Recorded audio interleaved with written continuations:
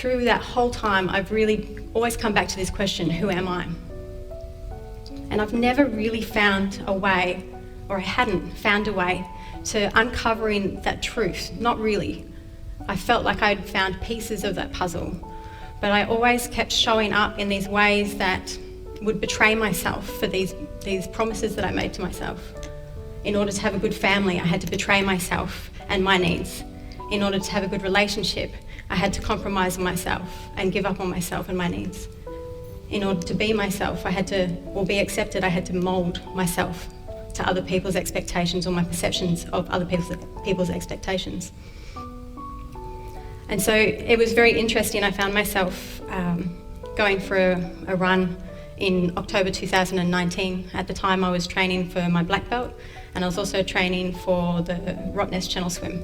So as you can guess, I like to move, and I also like a level of control, don't we all?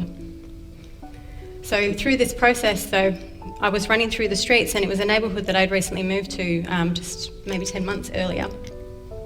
And I was running through the streets, and I'm hearing my voice going on in my head, and you know, that familiar voice that tells you all the things that you should be doing, and make sure that you don't forget that thing and that thing and that thing, and then you know, you reflect on these conversations that you might have had a week ago and really remember these witty responses that would have been perfect in the moment, and then congratulate your ego for being so smart.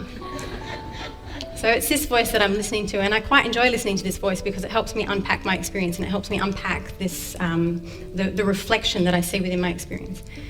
And all of a sudden, as I'm running, I hear this voice say to me, in order to be fully seen, you must be willing to be completely invisible.